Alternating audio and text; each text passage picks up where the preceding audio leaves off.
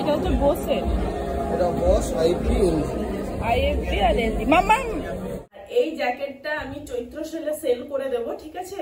Good morning কিধানি, কি খাচ্ছ সকালে তুমি ব্রেকফাস্টে? হরলিক্স, দুধ আর হরলিক্স, শুধু হরলিক্স না, আর মামামের চা। Good morning everyone. আজ শনিবার, আর ওকে হরলিক্সটা শুধু দিই না, দুধের সাথে দিই, আর ওকে নিজে হাতে এইটা খেতে দিই না, তার কারণ এর আগে একবার দিয়েছিলাম, গ্লাস পুরো ফেলে দিয়ে দুধটা পুরো পড়ে গেছিল, নষ্ট হয়ে গেছিল, তো ওর জন্য এটা নিজে হাতেই খাইয়ে দিই। পুরোটা নাও, গুড গার্ল। এখানে স্যারের ব্রেকফাস্ট রেডি, ডিম সেদ্ধ, হাফ বয়েল, আর তার সাথে ব্রেড।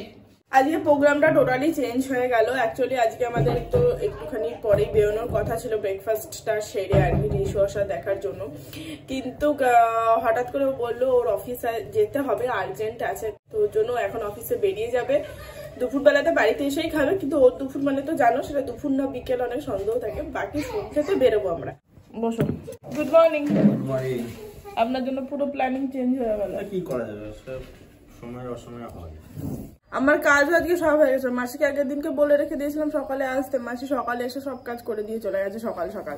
এখন বসে বসে শুধু ডিম খাবে তুমি, আমিও ডিম খাবো। তোমার জন্য যে স্লাইস করে এনেছি, আর এইটা আমার, ধোঁয়া উঠছে, আর এইটা আমার, বুঝলে? বলে যাবে ওদিকে।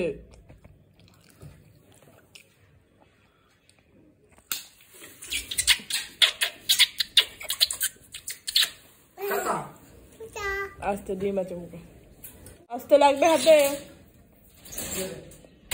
বাবা ম্যাডাম এখানে ফল খাচ্ছেন, উনারটা ছাড়ানো হচ্ছে, এদিকে আমাদের, এদিকে উনার। আর এই যে কি যে যন্ত্রণা, এগুলোকে ছাড়িয়ে ছাড়িয়ে দেওয়া। ও খাও, হলো ফল কাটা।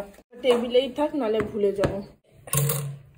এখানে রাতের আটা মাখা হয়ে গেছে, আর তার সাথে স্যালাডও কাটা হয়ে গেছে। এই যে তবুও ম্যাডামের ফল খাওয়া হয়। কি ফল, কি দুধ, কি বিস্কুট, আর কি ভাত, কি চাউমিন, কি ম্যাগি, 1 ঘন্টার আগে কিচ্ছু শেষ হয় না। ম্যাডাম আজকে খাবেন ডালিয়া। এখানে বিরিয়ানি বেড়ে নিয়েছি, একটা থেকেই দুজনার হয়ে যাবে আরামসে। দুপুরে তো আরো একটু লাগবে, একটার মধ্যে 2টো করে আলু রয়েছে, 2টো বড় বড় আলু, ডিম, প্লাস এত বড় চিকেন, সো অনেকটা, রাইসটাও অনেকটা রয়েছে, তো 1.5 খানা মতন লাগবে। তাই আমরা একটা আপাতত শেয়ার করছি, আর হাফটা গরম করতে দিয়েছি। এই যে এইটুকু মতন থাকছে, প্লাস এইটুকু গরম করতে দিচ্ছি, কারণ দুপুরবেলা বলে হয়তো একটু লাগতে পারে। আর এই যে, আর এতটাই কালারফুল যে চিকেন চাপ আমার লাগবে না।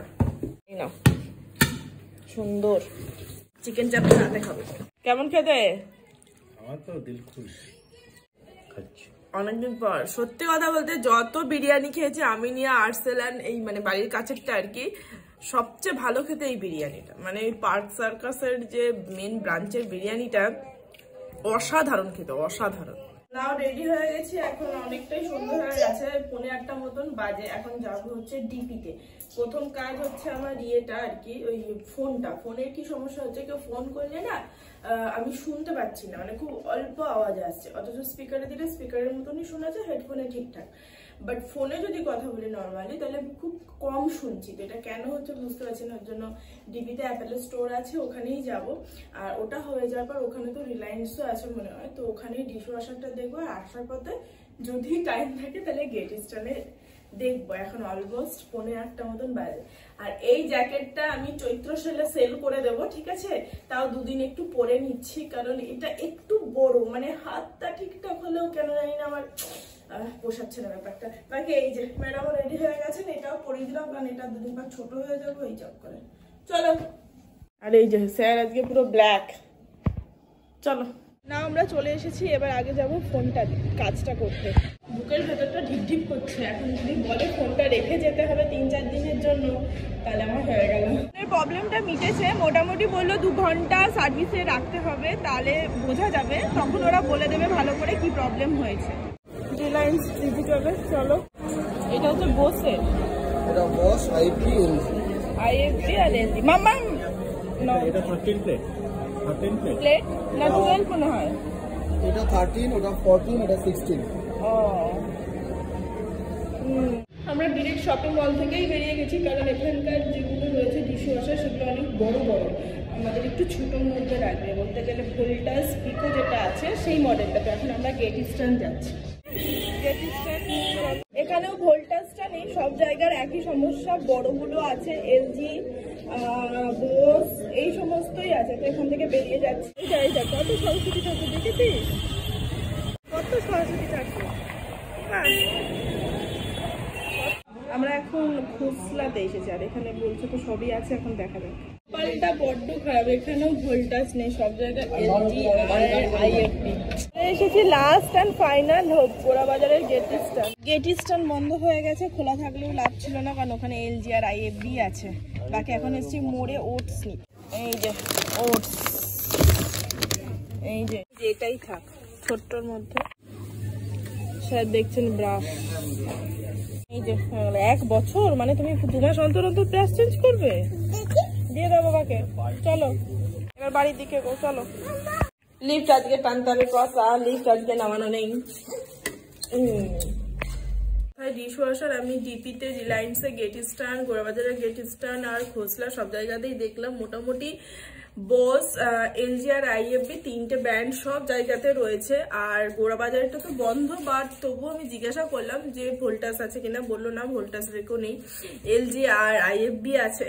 তো এই 3টে ব্র্যান্ডই মোটামুটি সব জায়গাতে অ্যাভেলেবেল আছে, ছোট বড় সবই।